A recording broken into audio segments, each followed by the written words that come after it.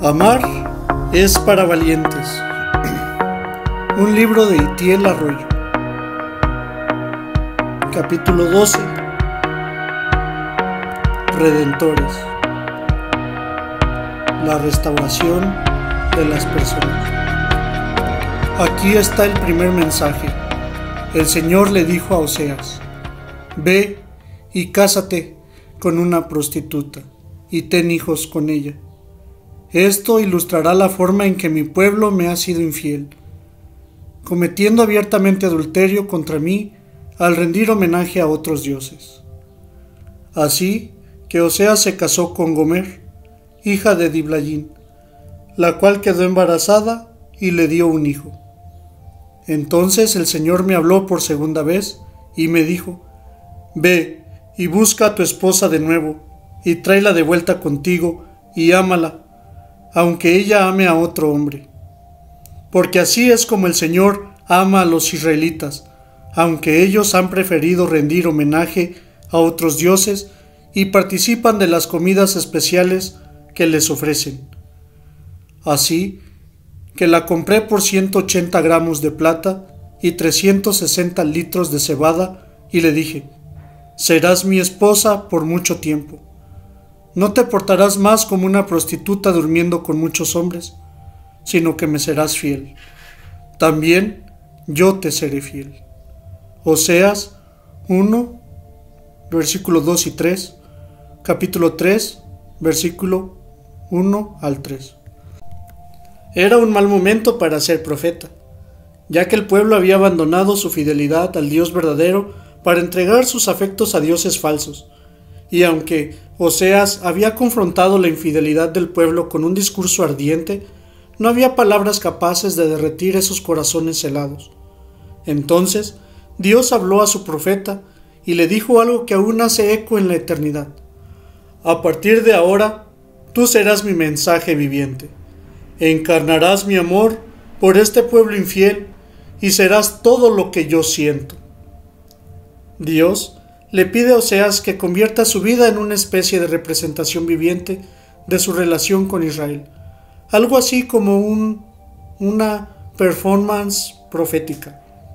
Le pide que ame a una mujer hermosa, pero con serios problemas emocionales. Le pide que persista en amarla a pesar de las traiciones. Lo que puedes leer en esas páginas es el desafío que Dios le hace a Oseas, de amar como Él ama. Dios tiene corazón. Este libro profético es estremecedor porque revela un aspecto de la naturaleza de Dios que no estamos acostumbrados a percibir. Su vulnerabilidad al leer este libro, tienes la sensación de que Dios se está desnudando, como si Dios se abriese el pecho delante de nosotros y nos enseñase las entrañas de su ser. Y al exponerse de esta manera, descubrimos algo fascinante, algo que muchos ni siquiera sospechan: que Dios tiene corazón, y que ese corazón le duele. Me duele el corazón por ti. Oseas 11:8. Por muy sorprendente que pueda resultar, la Biblia dice que Dios, el Creador, el Eterno, el Todopoderoso, el Omnisciente, el Santo y de 1000 atributos divinos más, tiene corazón. Obviamente, esto es un antropomorfismo, es decir, otorgarle al ser divino atributos humanos. Sabemos que Dios es espíritu, sin forma física y sin género, pero cuando la Biblia dice que tiene corazón, es una metáfora que describe una realidad divina con palabras comprensibles para nosotros. Un Dios con corazón es un Dios que siente, que responde y que experimenta. En otras palabras, es vulnerable a estímulos externos a Él. El libro de Oseas nos presenta a un Dios capaz de sufrir. ¿Y cuál es el motivo de su sufrimiento? Las personas. Las personas como tú y como yo, a las que Dios creó para amar y a las que dotó con el atributo que hace posible una relación verdadera. La libertad para elegir responder o no a su amor. La libertad para hacer lo que quieran con su corazón e incluso destrozarlo. Mientras escribo estas palabras recuerdo el sonido del llanto de una amiga a la que su esposo le fue infiel. Ese sonido no se olvida. Hay muchas maneras distintas de llorar, y ese día, mientras mi mujer y yo la abrazábamos fuerte, sus lágrimas brotaban desde un corazón destrozado por la persona a la que se lo había entregado en el altar. Al leer el libro de Oseas, tengo la sensación de escuchar el mismo sonido, como si no estuviese escrito con tinta, sino con las lágrimas de un amante traicionado. Casi al comienzo de la Biblia, cuando se describe cómo los seres humanos que Dios creó para amar, usaron su libertad para traicionarlo y destruir su creación. El autor describe lo que ocurrió en el centro mismo de la divinidad. Entonces, el Señor lamentó haber creado al ser humano y haberlo puesto sobre la tierra. Se le partió el corazón. Génesis capítulo 6 de la NTV. Otras traducciones lo expresan diciendo que le dolió el corazón como si se lo estuviesen rasgando. A Dios se le partió el corazón. Fueron las personas a las que se tomó el riesgo de amar, a las que les dio poder sobre su corazón, las que tomaron ese regalo precioso y lo hicieron pedazos. Quizás las gotas que cayeron del cielo en el diluvio fueron las lágrimas de un Dios con el corazón desgarrado. La historia que encontramos en la Biblia es la de un ser que ama y sigue amando aún cuando no es correspondido. ¿Qué dice esto acerca de Dios? Quizás para algunos esta sea una perspectiva nueva. Estamos tan acostumbrados a imaginar la divinidad como una fuerza impersonal o como un conjunto de leyes que gobiernan el cosmos, que cuesta imaginarlo como un ser emocional. No es sencillo percibirlo como creador, como juez supremo, como conjunto de verdades, como sistema religioso, pero ¿como un amante? ¿Como alguien que toma el riesgo de hacer una declaración de amor a gente con libre albedrío? ¿Como alguien que se hace vulnerable al dolor del rechazo por parte de su ser amado? Esta es una visión muy comprometedora para todos aquellos que nos llamamos sus seguidores, y pensar en esto me hace replantearme de qué se trata la Biblia. ¿Cuál es el argumento central de este drama del universo? ¿Es el manual del propietario? Amar es hacerte vulnerable. En realidad, la historia que encontramos en la Biblia es la de un ser que ama y sigue amando aun cuando no es correspondido. Cuando fijo mi mirada en Jesús clavado en esa cruz, el omnipotente metido dentro de la delicada piel humana, desnudo delante de todos, en lo único que puedo pensar es en que se trata de la declaración de amor más grandiosa que se ha hecho. Jesús es el corazón que Dios le ofrece al mundo, un corazón que estrujamos en esa cruz, pero que persistió en amarnos. ¿Y qué nos enseña su historia acerca de lo que significa amar de verdad? Nos enseña que amar es hacerte vulnerable exponiendo tus sentimientos primero, aún a riesgo de no ser correspondido. Amar es dar poder al otro para que te diga que no o te diga que sí, pero, en definitiva, para afectar profundamente sus emociones. Amar es correr el riesgo de que te estruje en el corazón. Sed. Seguramente Oseas se quedó muy sorprendido ante la extraña encomienda de su señor, pero obedeció. Se casó con Gomer, una preciosa mujer, pero con una oculta debilidad por las joyas, la ropa y los lujos. Al principio, parecía que el matrimonio funcionaba a la perfección. Hasta tuvieron 2 hijos. Pero con el paso del tiempo empezó a revelarse la ambición oculta en el alma de Gomer, insatisfecha con la provisión de Oseas, que en vez de dedicar más tiempo a los negocios que les permitirían mejorar su estilo de vida, pasaba las horas orando a su Dios y predicando el mensaje divino. Gomer comenzó a desconectar su alma de su esposo y a mirar a otros hombres pudientes, otros hombres que, según ella, podrían saciar la sed de su alma, porque realmente estaba sedienta por algo que no sabía identificar muy bien, pero creía que con unos caprichos, unos zapatos nuevos o quizá unos pendientes, sería satisfecha. A pesar de haber tenido 2 embarazos, Gomer conservaba una figura atractiva y un rostro hermoso adornado con ojos capaces de prender el corazón de los hombres lascivos. Así que, impulsada por su sed, fue a beber de la boca de otros hombres en secreto. Al principio eran hombres solteros que después de acostarse con ella la recompensaban con un vestido, una joya u otro artículo lujoso, pero la sed de Gomer la llevó a acostarse con hombres casados que le pagaban bien por su silencio. Durante unos meses fue capaz de ocultar su doble vida hasta que ocurrió algo que ya no pudo ocultar. Quedó embarazada de otro hombre, aunque ni siquiera estaba segura de cuál. O sea, sospechaba que aquello que su Dios le había dicho hace años estaba cumpliéndose, ya que su mujer había evitado acostarse con él durante meses, y sus encuentros sexuales habían sido contados, pero ella insistió en que ese bebé era de él, hasta que después de dar a luz, Gomer decidió que no quería dedicar su vida a ser la esposa de un profeta pobre, ni la madre de unos hijos demandantes, y, tomando toda su riqueza acumulada, abandonó a su familia, dejando una nota sobre la cama que decía: «Tengo sed de algo que tú no me puedes dar. Me merezco una vida mejor que esta, y voy a salir a buscarla hasta que quede satisfecha». Llegados a este punto del relato, sería fácil ponernos sobre una plataforma de superioridad y juzgar a Gomer por su acción. Pero, ¿somos nosotros mejores que ella? Claro que no. Al menos yo me he encontrado muchas veces bajo los efectos de lo que voy a llamar aquí el síndrome de Gomer.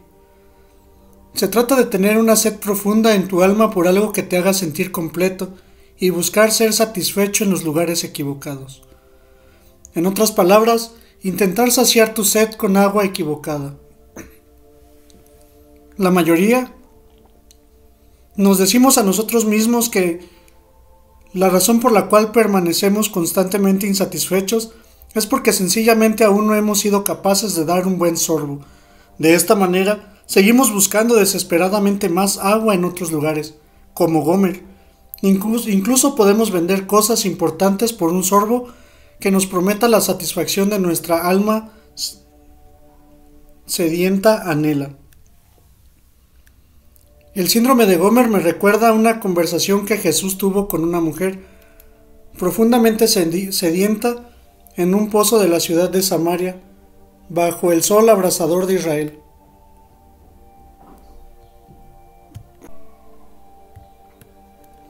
Esta mujer debía ser tan guapa como Gomer, porque contaba en su historial con 5 maridos, pero, sin duda, tenía serios problemas emocionales. Esta conversación revela cuál es la única fuente capaz de satisfacer el alma humana. En eso, llegó una mujer de Samaria a sacar agua.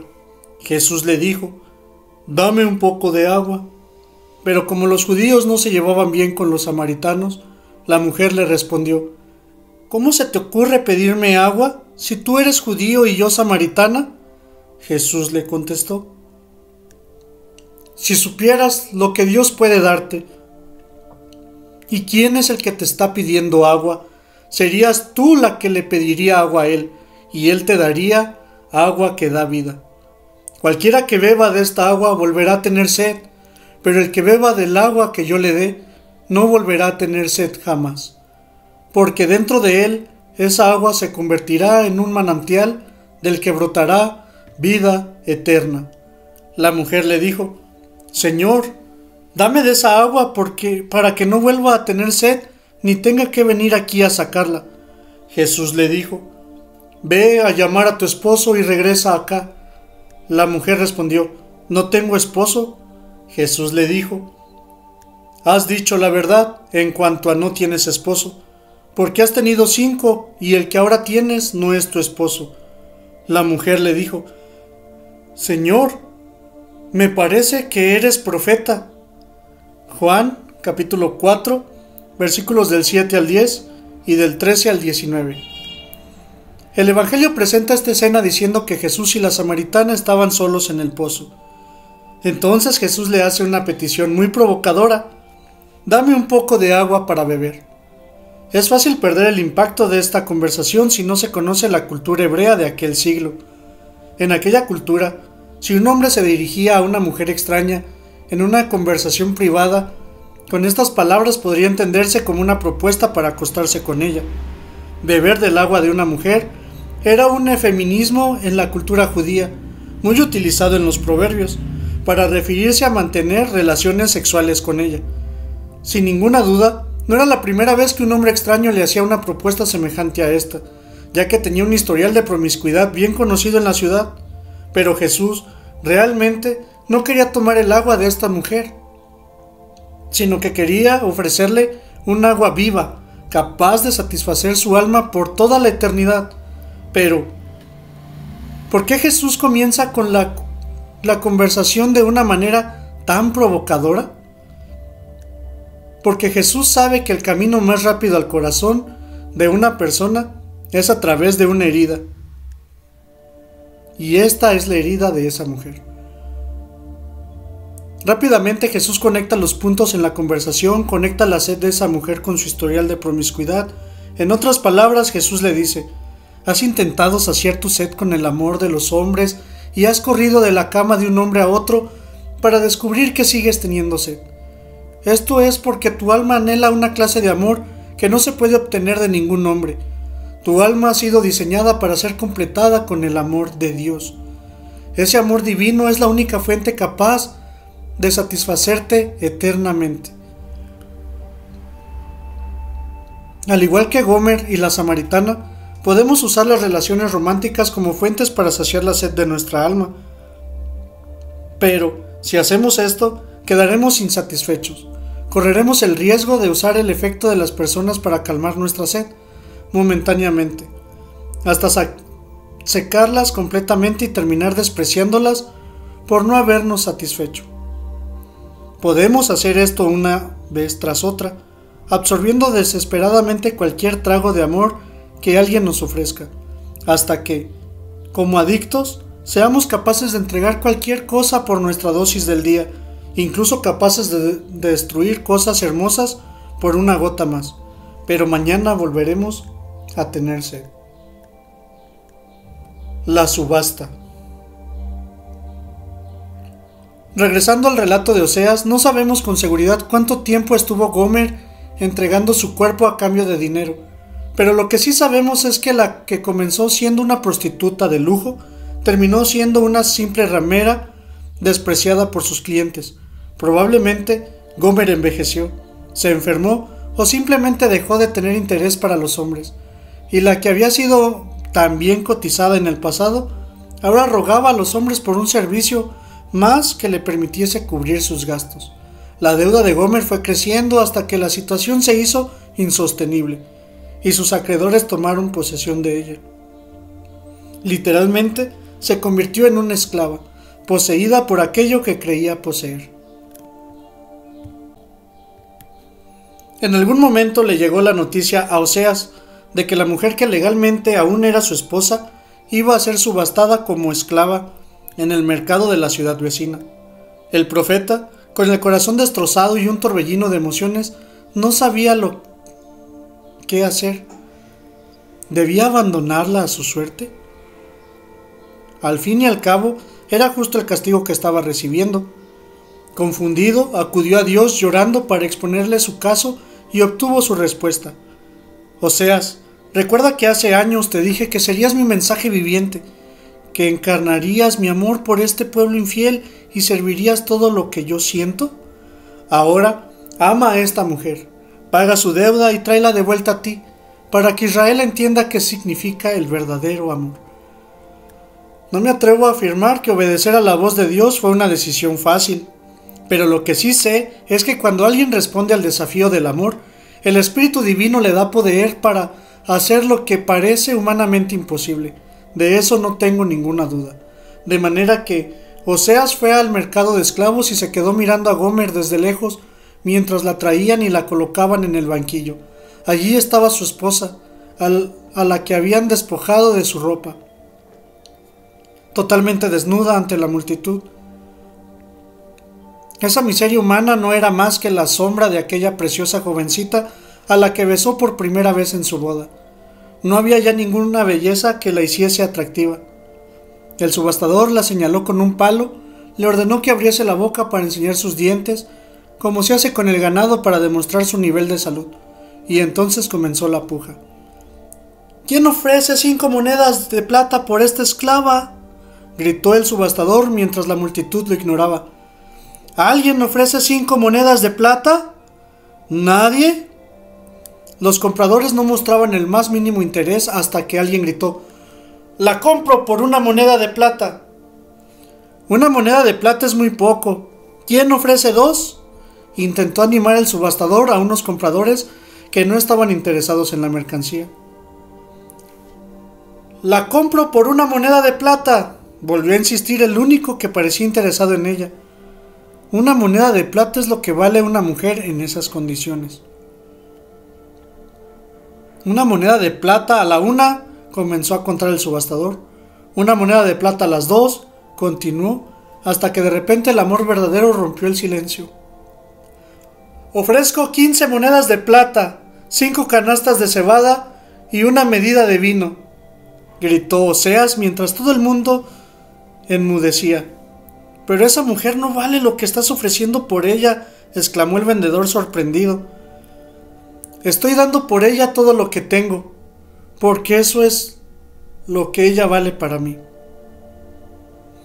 Y cubriendo su desnudez con una sábana, Oseas tomó a Gomer entre sus brazos y la cargó de vuelta a casa. Mientras se alejaba de la multitud, gritó al pueblo: «Oye, Israel, pobre esclava de los ídolos a los que les has entregado tu corazón, así es como te ama tu Dios».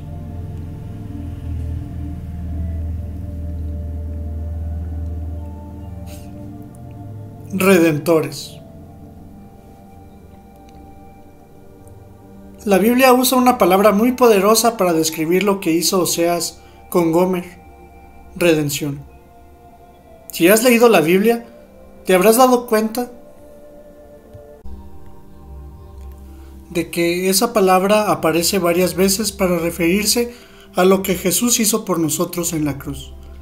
Redención es una palabra que surgió en una atmósfera infernal, dentro de los mercados de esclavos de los imperios, donde se exhibían a hombres, mujeres y niños como si fuesen cosas que comprar, donde se les denigraba como si fuesen animales. Esta palabra representa traer algo del cielo al centro mismo del infierno, porque redimir significa liberar a una persona de la esclavitud mediante el pago de un precio. Cuando alguien redimía a un esclavo, se hacía cargo de su deuda y lo liberaba. No solo eso, sino que además le devolvía su dignidad perdida. Por lo que me atrevería a decir que un redentor es alguien que hace que el cielo invada la vida de otra persona, cuya realidad podría considerarse un auténtico infierno. En otras palabras, un redentor es alguien que arremete contra las fuerzas que destruyen al ser humano y se compromete a ser un restaurador de vidas rotas por el pecado.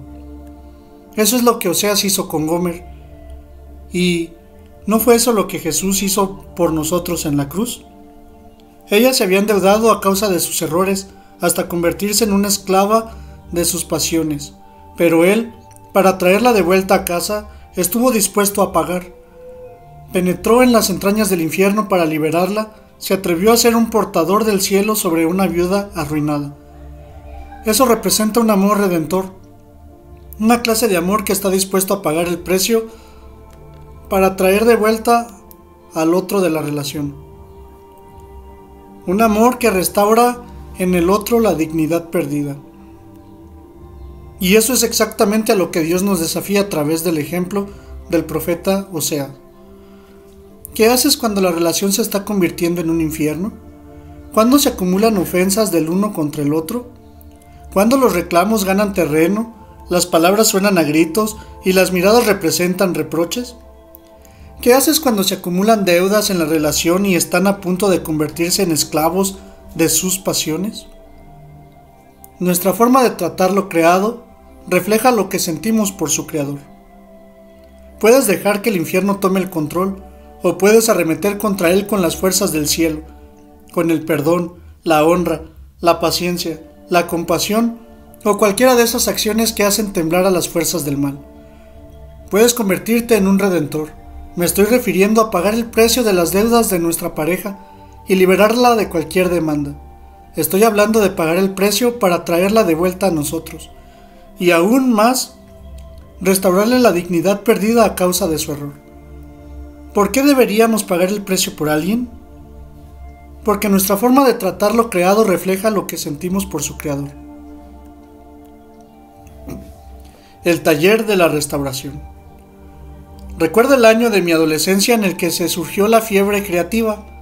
Lo llamo fiebre porque realmente parecía que estaba enfermo. No paraba de experimentar con alambres, yeso, madera y clavos. Mi habitación olía a pegamento y tenía pintura en mis uñas. Quería crear, aunque viéndolo en perspectiva, la mayoría de mis creaciones eran de dudosa belleza. Sin embargo, recuerdo que mi madre tomaba mis creaciones y las ponía en una vitrina junto con sus jarrones de porcelana y figuras de cristal. Allí donde mi madre exponía las cosas hermosas y de mayor valor. ¿Por qué hacía eso mi madre? Porque ella sabía que la manera que trata mis creaciones reflejaría lo que ella sentía por mí. De hecho, aún conservo algunas de ellas, aunque yo le insisto en que las queme. En el primer capítulo del Génesis, la Biblia dice que Dios creó al ser humano a su imagen. El autor deja muy claro que a pesar de que toda la creación refleja la gloria de su creador, hay algo que distingue al ser humano de los minerales, las plantas o los animales. De una manera diferente e intencional, Dios imprimió su imagen en los seres humanos. No solo los modeló a partir del polvo de la tierra como un artista modela su obra a partir de la arcilla, sino que besó el polvo, sopló en él su esencia. El ser humano desde el principio es portador de la imagen divina, pero ¿de qué manera Gomer podía reflejar la imagen de Dios? ¿Cómo es posible que hubiese una imagen divina, algo digno de valorarse en una mujer promiscua, enferma y esclava? De la misma manera en que hay valor impreso en un billete de 100 euros, a pesar de haber caído en una fosa de excrementos. Aunque ese billete esté arrugado, sucio y maloliente, mientras ese billete exista, ese billete tiene valor. Hay una imagen impresa en él que lo hace valioso. De la misma manera, aunque una persona esté abusada, violada o enferma, aunque tenga su mente llena de mentiras, practique hábitos destructivos o tenga un carácter corrompido, mientras esa persona exista, esa persona tiene valor. Su condición no determina su valor. Los que entienden esto son capaces de meter la mano en los lugares más repugnantes para rescatar lo que es valioso. Tenemos que decidir, entonces, si nos convertiremos en restauradores o destructores de la imagen de Dios en los demás, porque de eso se tratan las relaciones. Cuando se maltrata a un ser humano se le convierte en un objeto o se le ignora. Esas acciones se convierten en acciones contra Dios. Es un desprecio a la imagen que portan. Es una afrenta a su creador. Sin embargo, cuando protegemos la dignidad de alguien, la tratamos con bondad o celebramos sus virtudes. Esas acciones se convierten en acción a favor de Dios. Es una manera de mostrar amor al Creador amando su creación. En definitiva, cuando amamos a Gomer, amamos a Dios. Cuando pagamos el precio por alguien para traerlo de vuelta a nosotros, cuando lo perdonamos, luchamos por la conexión, nos esforzamos por mantenernos unidos o hacemos cualquier otra cosa que libera a nuestra pareja de la esclavitud de sus errores. Ese amor se convierte en redentor. De esta manera, colaboramos con Dios en la obra de restauración que Él inició en la cruz. Barrabás. ¿Alguna vez leíste con atención la escena en la que Poncio Pilato le pregunta a los judíos si prefieren a Jesús o a Barrabás? Está en Mateo 27. Yo odiaba a Barrabás más de lo que odiaba a ningún otro en el Evangelio, y no entendía por qué su nombre tenía que tener un lugar ahí. Pensaba que era absolutamente prescindible. La Biblia dice que el gobernador Pilato se sentía incómodo con la idea de sentenciar a Jesús a muerte, porque no encontraba motivo para crucificarlo. Entonces pensó: hoy es un día sagrado para el pueblo y es tradición liberar a un condenado del corredor de la muerte. Voy a dejar que ellos elijan a quién liberar y a quién matar. Y es aquí cuando empiezo a sentir cómo todas mis tripas se retuercen. Pilato plantea una subasta escandalosa. Pregunta al pueblo: ¿a quién quieren liberar? ¿A Jesús o a Barrabás? Pero, ¿cómo es posible una pregunta así? No hay comparación. Es una subasta vergonzosa. A un lado del escenario tenemos a Barrabás. No tenemos mucho de él, pero lo que sabemos es suficiente. Es un hombre rebelde, es un hombre malvado que encabezó una revuelta. Es un hombre traidor que engañó a muchos. Es un hombre violento que asesinó a otros. Barrabás merece la cruz, merece los clavos que atravesarán sus muñecas. Él merece la muerte. Y Pilato lo sabe, el pueblo lo sabe, tú y yo lo sabemos. Al otro lado del escenario tenemos a Jesús. ¿Cuál es la culpa de Jesús? Siempre dijo la verdad, siempre demostró amor, siempre fue íntegro. Pasó toda su vida socorriendo a los pobres, dando dignidad a las prostitutas, sanando a los enfermos. Dime, ¿por qué lleva esas cadenas entonces? Es una comparación escandalosa, un cara a cara entre Jesús y Barrabás, la bondad absoluta frente a la absoluta maldad. Entonces Pilato pregunta a la multitud: ¿a quién quiere que deje libre? Y sorprendentemente la gente responde con gritos: ¡a Barrabás! ¡a Barrabás! ¡Libera a Barrabás! O quizá no sea tan sorprendente. Puedo imaginarme a los alguaciles acercándose al calabozo de Barrabás diciéndole, mientras abren la puerta de su celda: hoy es tu día de suerte, otro llevará la cruz que habíamos preparado para ti. Mientras tanto, la gente sigue gritando el nombre de Barrabás y él piensa: ¡wow! La gente me quiere, soy un héroe nacional. Pero qué inconsciente es ese hombre, no tiene ni idea de lo que está pasando. No se trata de él, se trata de Jesús. Y este es el momento de la historia que más odio. Barrabás caminando hacia afuera del calabozo, celebrando su libertad. Se cruza con Jesús, quien comienza a cargar la cruz que lleva su nombre. Pero, ¿qué crees? No hay una mirada de agradecimiento hacia Jesús, ni unas palabras de consideración. No tiene ni una pizca de respeto por aquel que lo está sustituyendo. Y es ahí cuando deseo entrar en la escena y matarlo. Yo soy Barrabás. Siempre he sentido rabia al leer este episodio del Evangelio hasta que el Espíritu de Dios me confrontó en medio de mi furor y me dijo: ya basta, no puedes odiar a quien yo he amado. Esas palabras me conmocionaron, sacudiendo mi alma profundamente. Pude escuchar a Jesús diciéndome: yo amé a Barrabás y me quedé callado en ese escenario para que él quedara libre. Pero Jesús, Barrabás era un hombre malo. Intenté razonar con la voz de Dios. Sí, pero lo amé y guardé silencio por amor, como guardé silencio por ti, concluyó la voz de Dios. Entonces pude entender el que no había entendido hasta el momento. Yo soy Barrabás. Soy yo y también tú. Podemos engañarnos a nosotros mismos diciendo: yo no soy tan malo como Barrabás. Puedo consolarme comparándome con otros y sintiéndome más bueno que ellos, pero la verdad es que uno no entiende lo sucio que está hasta que se compara con la pureza de Jesús. Él siempre dijo la verdad, mientras yo he pulido mis mentiras. Él perdonó a sus ofensores, mientras yo he justificado mi rencor. Él se dio a los pobres, mientras yo he codiciado las riquezas de mi vecino. Él amó con pureza, mientras yo me he vendido a la lascivia. Yo soy Barrabás más de lo que soy cualquier otro personaje en la Biblia. Entonces, mi perspectiva cambia. No veo la historia desde fuera, la veo desde dentro. Me veo en ese escenario cara a cara con Jesús, sabiendo quién es Él y quién soy yo. La bondad absoluta frente a la absoluta maldad. Sé que la justicia me busca, pero Jesús interrumpe diciendo: tómenme a mí y libérenlo a Él.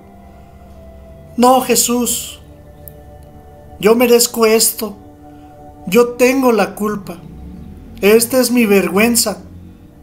Grito ante los verdugos, mientras me quitan mis cadenas y ponen la cruz sobre sus hombros. Jesús me mira y me dice: no, Barrabás, déjame esto a mí. Déjame tomar tu lugar. Déjame cargar tu pecado. Déjame sufrir tu castigo. Y mientras carga la cruz que yo merezco y recibo un indulto que no entiendo, puedo verlo caminando hacia el lugar donde será quebrantado, mientras yo estoy en pie como un hombre libre. Cuando toda la justicia de Dios está a punto de aplastar a Jesús, su amor me susurra: vive, Barrabás, vive, yo moriré por ti. El amor verdadero. Lee como nunca leíste estas palabras. Dios nos demostró su amor enviando a su único Hijo a este perverso mundo para darnos vida eterna por medio de su muerte. Eso sí es amor verdadero. No se trata de que nosotros hayamos amado a Dios, sino de que Él nos amó tanto que estuvo dispuesto a enviar a su único Hijo como sacrificio expiatorio por nuestros pecados. Primera de Juan 4, 9 y 10. Énfasis del autor. Si aún no te ha transformado el amor verdadero, es porque aún no has descubierto a Jesús. Mira la cruz. Mira a Jesús clavado, desnudo y rasgado en esa cruz, y pregúntale por qué. El Evangelio dice que lo que mantuvo a Jesús clavado en esa cruz hasta el final no fueron los clavos, fue el amor a ti. El escándalo de la cruz es el que fue una sustitución. Jesús tomó tu pecado y te regaló su justicia, y al hacerlo, Dios trató a Jesús con el castigo que tú te merecías, para que Dios te trate a ti con el honor que Jesús se merecía. Jesús murió tu muerte para que tú puedas vivir su vida. Lo que quiero decir es que estás ante el trono de Dios como si fueras Jesús, porque en esa cruz Jesús estuvo delante de Dios como si fuera tú. Esa es la mayor declaración de amor que existe. Ese es el amor verdadero, y fue por ti, Barrabás. Eres amado con un amor tan real, tan intenso, incondicional, puro y eterno, que tu mente no puede procesar todas sus implicaciones. Es un amor que aún sigue conmocionando al universo, que hace aplaudir a los ángeles, temblar a los demonios, maravillarse a los teólogos, confundir a los filósofos, inspirar a los poetas y reír a los niños. ¿Qué tal ahora vivirlo?